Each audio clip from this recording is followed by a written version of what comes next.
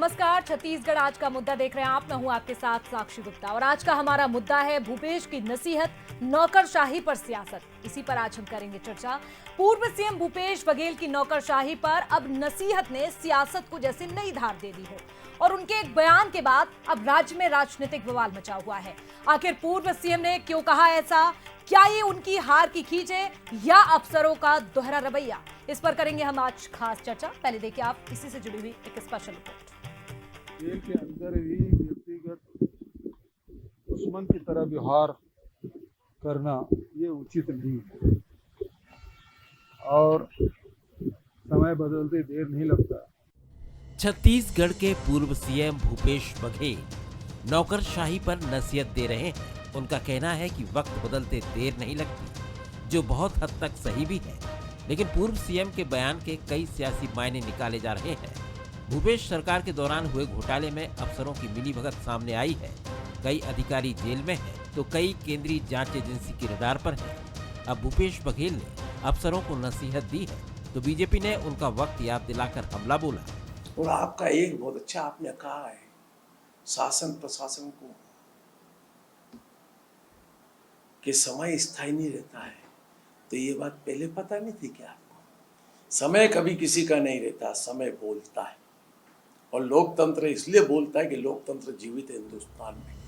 सरकार बीजेपी की हो या कांग्रेस की, अधिकारियों पर नेताओं की बयानबाजी आम है। कई बार अधिकारियों पर व्यवस्थाओं को बिगाड़ने के आरोप लगे, जिसका नुकसान पूरी सरकार को झेलना पड़ा। बीजेपी ने कांग्रेस को उसका वक्त याद दिलाया, तो पूर्व विधायक विकास उपाध्याय ने भी सरकार को आईना दिखाने में देर नहीं की। अधिकारी और नेताओं के पक्षपाती रवैये के कारण आज उनकी स्थिति खराब हो रही है। अस्पताल के अंदर में, जेल के अंदर में कल कोई दूसरी चीज हो जाएगी तो इसका जिम्मेदार कौन है? और इसी को दिखाते हुए भूपेश बघेल जी ने कहा, ये तो लोकतंत्र में हार जीत का फैसला है। आज तेरी बारी तो कल मेरी बारी है। ये किसी की बपौती है, किसी भी पार्टी की जायदाद नहीं है। समय बदलेगा, कल हमारा समय भी आएगा। वो इस बात का संकेत उन्होंने दिया। ये पहली दफा नहीं है जब पूर्व सीएम भूपेश बघेल ने नौकरशाही को निशाना बनाया है। इससे पहले भी वो कई बार ऐसे बयान दे चुके हैं, लेकिन जेल में बंद कवासी लखमा से मुलाकात के बाद अधिकारियों को उनकी नसीहत ने सियासी फलक पर नई चिंगारी को हवा जरूर दे दी है।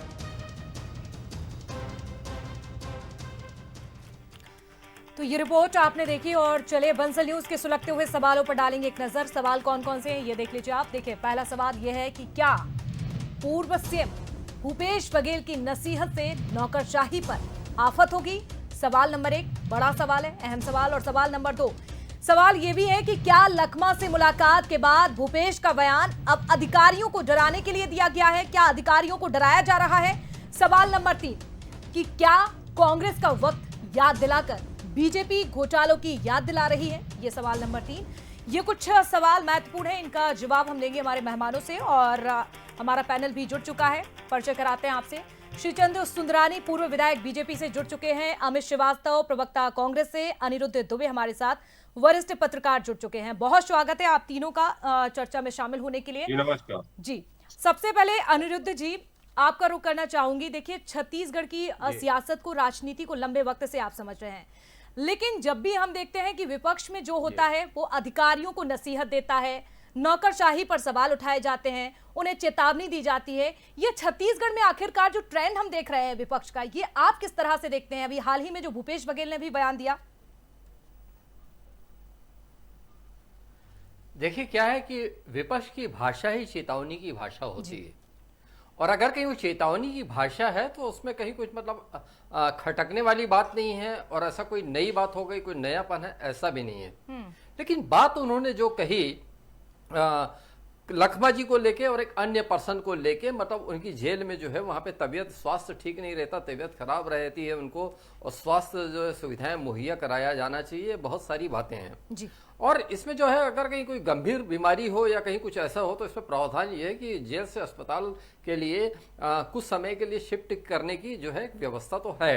और फिर लखमा जी तो मंत्री भी रहे और कई बार के विधायक भी रहे हैं निसंदेह। और एक और गौर करने लायक बात है कि बहुत, देखिए, लखमा जी आदिवासी नेता हैं जी। और आदिवासी जो है बहुत स्वच्छंद और स्वतंत्र जीवन जीने पे आदिवासी वर्ग जो है विश्वास रखता है। उनकी अपनी एक जीवन शैली है और दूसरी बात यह है कि उनका अपना एक लाइफ स्टाइल था, राजनीति में बहुत लंबे समय से रहे, और उसके बाद जो अभी की जो स्थिति है वो बड़ी कठिन है। जेल तो जेल ही होती है।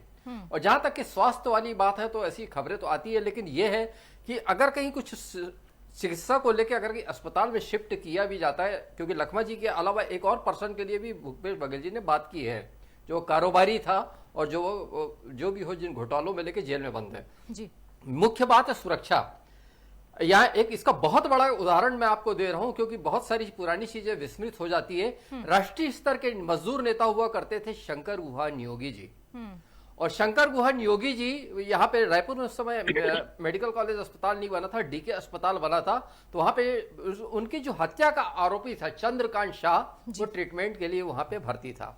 और एक समय ऐसा है कि अस्पताल से वो फरार हो गया वो, और जो फरार हुआ तो वो चूंकि वो एक राष्ट्रीय स्तर के मजदूर नेता की हत्या से जुड़ी हुई खबर थी और हत्या का आरोप था, तो वो खबर भी जो है राष्ट्रीय स्तर पर बनी। तो खैर मैं लखमा जी के बारे में मैं ऐसा उनके चरित्र को लेकर कोई संदेह व्यक्त नहीं कर रहा हूं, लेकिन जेल में जो है, चाहे वो अपना महादेव ऐप घोटाले की बात हो या शराब घोटाले की बात हो या परिवहन घोटाले की बात हो या फिर पीएससी घोटाले की बात हो, कई तरह के जो अफसर और नेता जो है अभी इस समय जेल में हैं। तो ये प्रश्न जो कौंधता है कि इतनी सुरक्षा कड़ी व्यवस्था कैसे उपलब्ध कराएं, क्योंकि आज जो सोशल मीडिया का जमाना है और खुल के स्टिंग ऑपरेशन चैनल वाले भी करते हैं, तो बहुत सारी बातें होती है। लेकिन जहां तक मैं समझ रहा हूं कि लखमा जी की स्वास्थ्य की बात है जहां तक के, तो कुल मिला के जेल प्रशासन जो है इतना बेपरवाह हो ही नहीं सकता, क्योंकि लखमा जी एक बड़े कद के नेता हैं, और अगर कहीं जो अगर कहीं वहां पे जो है जरूरत वहां पे वो प्रतिपादित करते होंगे, जताते होंगे, तो मुझे लगता है कि जेल प्रशासन द्वारा उसका ख्याल रखा जाता होगा, क्योंकि वो राजनीतिक कैदी हैं वो। बिल्कुल। अमित जी क्या कहेंगे आप? अनिरुद्ध जी ने ये साफ कहा है, ये साफ बताया है कि इतनी बड़ी लापरवाही तो नहीं की जा रही होगी जेल में, जिस तरह से सवाल उठाए जा रहे हैं, जो सवाल उठ रहे हैं अफसरों को लेकर भी, जेल प्रशासन को लेकर भी। अमित जी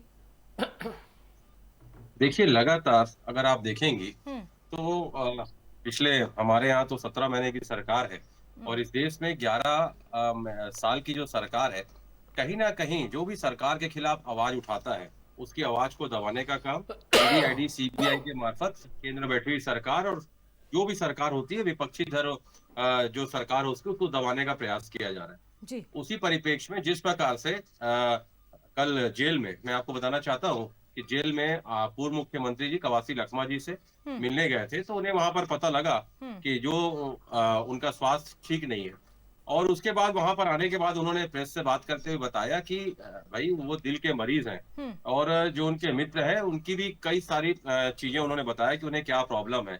और कोर्ट के आदेश के बाद भी देखिए, भारत के संविधान में आर्टिकल साक्षी जी 21 में मौलिक अधिकार है कि व्यक्ति को जीने का, उसको अगर दवाई लगती है तो दवाई का, ये सब मौलिक अधिकार से उसको आप उसका हनन नहीं कर सकते। तो अगर कोर्ट ने आदेश दिया है कि कोर्ट के आदेश के बाद भी पुलिस बल उपलब्ध नहीं कराने की वजह से दोनों का इलाज नहीं मिल पा रहा है, तो शासन और प्रशासन में बैठे लोगों को उन्होंने एक ही चीज कहा कि व्यक्तिगत दुश्मनी के तौर पर व्यवहार करना अनुचित है, और समय बदलते देर नहीं लगती। निश्चित तौर पे समय बदलते देर नहीं लगती, और विरोध करने वाले नेताओं पर कार्रवाई कराकर जिस प्रकार से धमकाया जा रहा है, लगातार कानून का दुरुपयोग किया जा रहा है, तो लोकतंत्र के लिए ये ठीक नहीं है। और लोकतंत्र में ठीक बात है कि कभी इनकी सरकार है, कभी हमारी सरकार है, बिल्कुल बदलाव होता रहेगा, बिल्कुल समय के साथ बदलाव होता है। सुंदरानी जी आपसे समझना चाहूंगी, विपक्ष की आवाज को दबाया जा रहा है, गंभीर आरोप लगाए अमित जी ने, अभी वक्त बदलने में देर नहीं लगती, ये भी कहा जा रहा है बघेल जी की ओर से, कैसे देखते हैं आप सुंदरानी जी?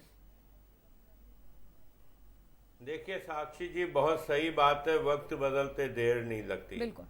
और लोकतंत्र की बात मेरे कांग्रेसी मित्र करें, जेल में तकलीफों की बात कांग्रेस पार्टी करे, कांग्रेस पार्टी के नेता करे, तो बड़ा हास्यास्पद लगता है।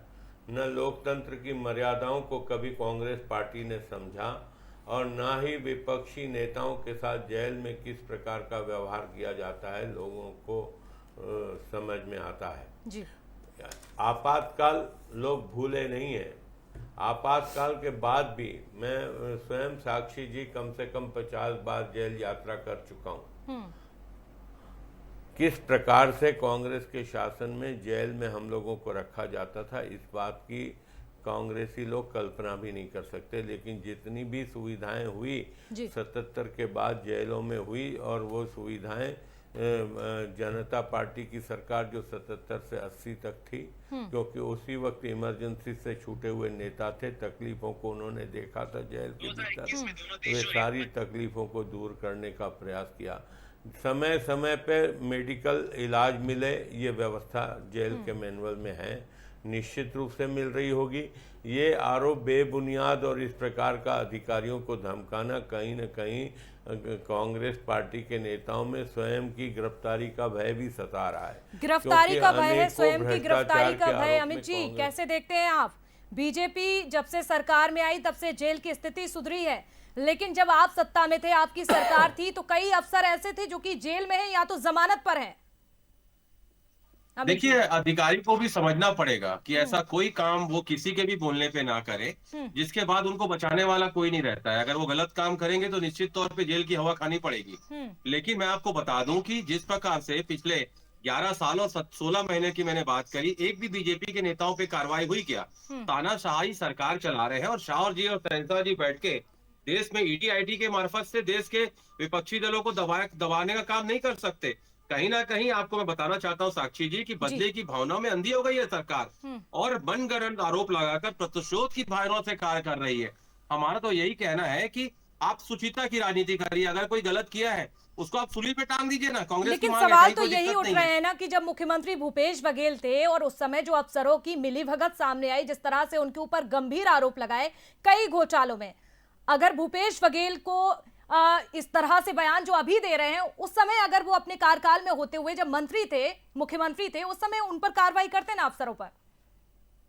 देखिए, मैं आपको बताना चाहता हूं, सिर्फ आरोप लगाने से नहीं होता है। आरोप तो मैं किसी पे भी लगा सकता हूं, देश के सर्वोच्च पद पे बैठे हुए व्यक्ति पे मैं आरोप लगा सकता हूं, लेकिन मुझको कोर्ट में प्रूफ करना पड़ेगा, नहीं तो वो मेरे ऊपर मानहानि का दावा कर देगा।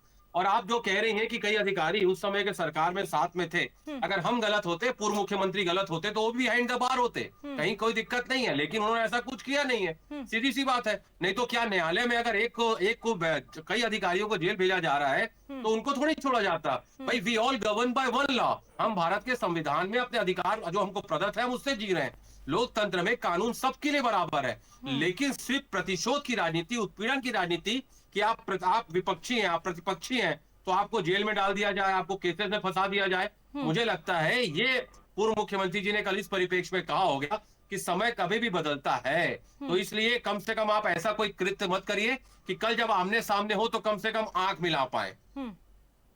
समय बदलते हुए देर नहीं लगती, सुंदरानी जी, फिर से दोहराया जा रहा है, और कांग्रेस बार बार यही आरोप लगा रही है कि समय जो है हमेशा बदलता है, लेकिन जो उनके अफसरों पर, जिस तरह से मुख्यमंत्री थे भूपेश बघेल जो जेल में है, जो जमानत पर है, अभी भी कांग्रेस का यही पक्ष है कि ये सब मिलीभगत है, बीजेपी की ओर से ये आरोप लगाए गए हैं।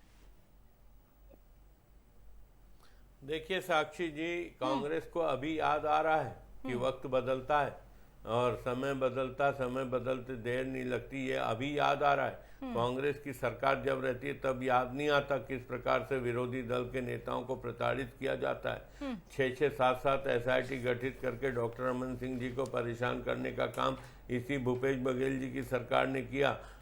नकली CD बनाकर पूर्व मंत्री राजेश मूणत को जिस प्रकार से उनके चरित्र हनन का प्रयास हुआ, ये किसी से छुपा हुआ नहीं है। या आपातकाल में जिस प्रकार हमारे स्वर्गीय अटल बिहारी वाजपेयी जी से लेकर मोरारजी भाई देसाई पूर्व प्रधानमंत्री और लाल कृष्ण आडवाणी जैसी बड़ी श्रृंखला राजमाता विजया राजे सिंधिया जी के साथ किस प्रकार का सलूक जेलों में किया गया, लेकिन भारतीय जनता पार्टी की सरकार ने इस प्रकार का सलूक नहीं किया कभी और न करेगी। जेल और न्यायपालिका स्वतंत्र रूप से काम कर रही है और इनके खिलाफ आरोप। भूपेश बघेल जी किनको बचाना चाहते हैं? जो भ्रष्टाचार, छत्तीसगढ़ की गरीब जनता का पैसा का लूट मचा रखे थे। सुंदरानी जी, देखिए जो घोटाले सामने आए छत्तीसगढ़ में, उसकी जांच चल रही है, वो मामला न्यायालय के अधीन है। लेकिन जिस तरह से यहाँ पर बात हम अफसरों की कर रहे हैं, नौकरशाही की कर रहे हैं, कि आखिरकार सरकार किसी की भी हो, लेकिन अफसरों पर ये गंभीर आरोप लगते हैं। जब रमन सिंह विपक्ष में थे, जब आप बीजेपी विपक्ष में थी, कांग्रेस की सरकार थी, उस समय रमन सिंह ने यह कहा था कि पंजा छाप अफसरों, अभी भी वक्त है समझ जाओ, जनादेश में भी 1 साल बाकी है, यानी कि उस समय भी अफसरों को धमकाया गया था, उन्हें यह चेतावनी दी गई थी। देखिए, निश्चित रूप से उस वक्त की जो सरकार थी और अधिकारियों को डरा के धमका के भारतीय जनता पार्टी के नेताओं को प्रताड़ित करने का काम किया जा रहा था। लेकिन आप एक भी उदाहरण बता दीजिए विष्णुदेव साय जी की 16 महीने की 17 महीने की सरकार में कि एक भी अधिकारी को धमकाकर कांग्रेस के नेताओं को प्रताड़ित करने का आदेश दिया गया हो। ये जितने भी न्यायिक प्रक्रिया में काम चल रहा है, जो ईडी और सीबीआई और इनकम टैक्स के अधिकारियों के द्वारा ईओडब्ल्यू के द्वारा कार्रवाई की जा रही है और कार्रवाई निष्पक्ष हो रही है। और न्यायपालिका में जाए ना, अमित जी तो खुद अधिवक्ता हैं, सभी धाराओं को जानते हैं, उतनी धारा तो मैं नहीं जानता। जी देखिए, मैं आपको बताना चाहता हूँ, छत्तीसगढ़ में अभी तो कैडर बढ़ गया है, लेकिन 202 आईएएस थे। और आपको मैं बता दूं, मतलब आईएएस आईपीएस सब मिला के 202 पोस्ट थे। 43 खाली था जिसमें अभी कुछ भरे। 153 पद स्वीकृत थे साक्षी जी। 27 आईएएस और आईपीएस अभी ऐसे हैं जिनके ऊपर दंडात्मक कार्रवाई होनी है, लेकिन ये सरकार उन पे कार्रवाई नहीं कर रही है और फिर कहती है बाद में पंजा छाप अधिकारी है। मैं आपके माध्यम से सिर्फ एक निवेदन के साथ कहना चाहता हूँ कि हम कांग्रेसियों को परखने की गुस्ताखी ना कर, ए भाजपाइयों, हमने पहले भी कई तूफानों के रुख को मोड़ा है। तो मैंने कहा ना कि हम सबको इसी शहर में रहना है, हम सब छत्तीसगढ़ियां हैं, 3 करोड़ छत्तीसगढ़ की मैं बात करता हूँ।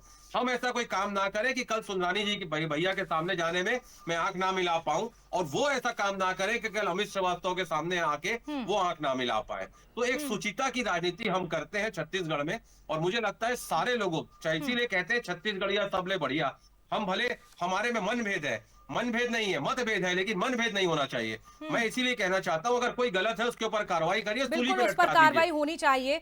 अनिरुद्ध जी, आप कैसे देखते हैं जिस तरह की अभी बयानबाजी चल रही है?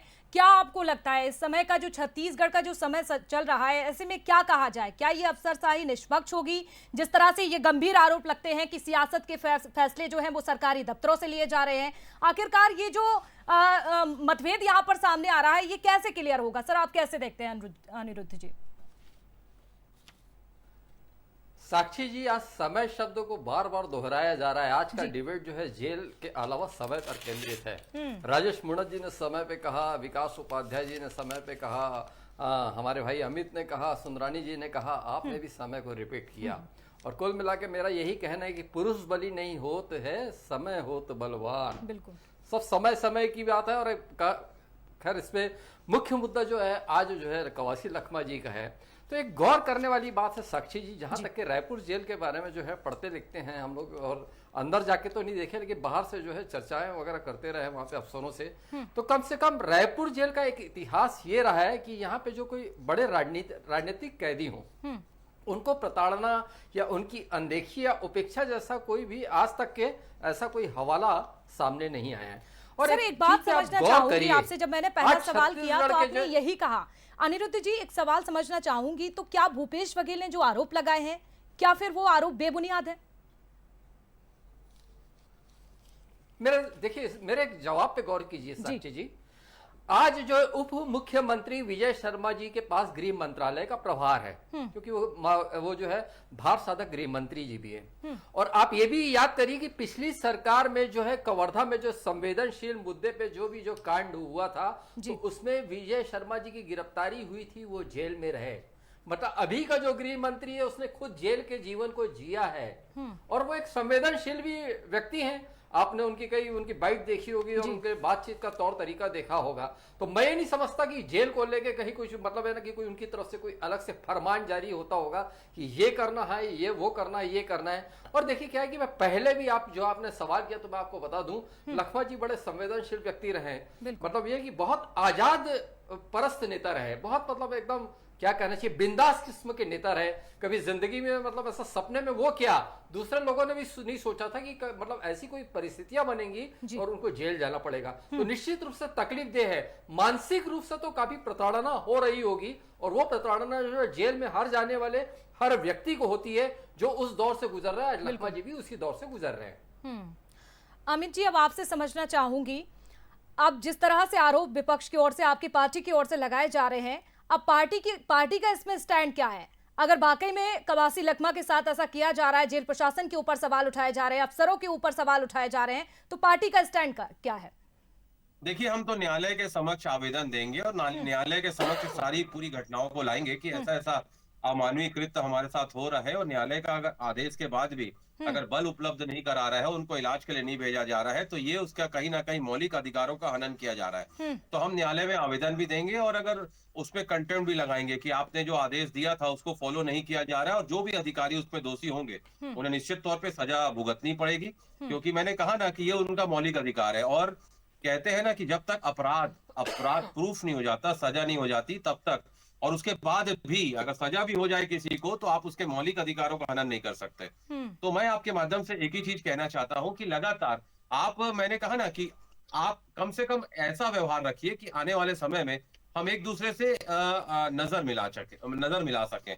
तो मुझे ऐसा लगता है कि जो भी जांच चल रही है वो एक दैट इज डिफरेंट थिंग, लेकिन मुझे ऐसा लगता है कि जो अगर किसी की तबीयत खराब है तो उसको मानवतावश भी उसको वो इलाज पूरा मिलना चाहिए, ये चाहे वो कोई भी व्यक्ति हो, चाहे वो किसी भी पार्टी का हो। मेरा ये कहना है साक्षी जी, और मेरा ये मानना है। सुंदरानी जी, फिर से गंभीर आरोप, इलाज तो मिलना चाहिए, इतनी मानवता तो दिखानी चाहिए, ये गंभीर सवाल पूछे जा रहे हैं और कांग्रेस की ओर से बड़ी तैयारी, अब तो न्यायालय जाने की तैयारी की जा रही है। नहीं, निश्चित रूप से साक्षी जी, मैं अमित श्रीवास्तव जी की बात से सहमत हूँ। जो भी जेल में हैं, चाहे वो कितना भी बड़ा आरोपी हो या सजा याफ्ता भी हो, उनको सारी सुविधाएं जेल के हिसाब से मिलनी चाहिए। व्यक्ति की जान की कीमत बहुत अधिक है, उसकी जान की रक्षा के लिए चाहे जिस स्तर के इलाज की आवश्यकता उसको मिलना चाहिए। और निश्चित रूप से हमारी सरकार संवेदनशील सरकार है। कवासी लखमा जी से व्यक्तिगत किसी का कोई विरोध नहीं है, वो काफ़ी लंबे अरसे से विधानसभा में विधायक के रूप में काम कर रहे हैं, और निश्चित रूप से हमारे नेता किसी भी कांग्रेस के नेता के प्रति दुर्भावना नहीं रखते। तो आपको मैं ये इस चैनल के माध्यम से आप पूरे प्रदेश भर की जनता को और कांग्रेस के नेताओं को इस बात से आश्वस्त कर सकता हूं कि कवासी लखमा ही नहीं बल्कि किसी भी कांग्रेस नेता को कानून के विपरीत जाके कोई प्रताड़ित करेगा, ये संभव नहीं है। बिल्कुल ये संभव नहीं है। अमित जी देखिए, गंभीर आरोप लगाए अभी आपने बीजेपी पर, कई सवाल भी उठाए, लेकिन अब ऐसे में जो आपके नेताओं पर, जो आपके अफसरों पर, जो आपके कार्यकाल में थे जब कांग्रेस की सरकार थी, उनके ऊपर जो गंभीर आरोप लगे थे, अब ऐसे में पार्टी कैसे स्टैंड लेगी, इस पर क्या स्पष्टीकरण कांग्रेस पार्टी का, क्योंकि अभी भी कई ऐसे अफसर हैं जो जेल में हैं। देखिए, आप मुझसे पूछ रही साक्षी जी? जी अमित जी, आपसे ही सवाल है मेरा।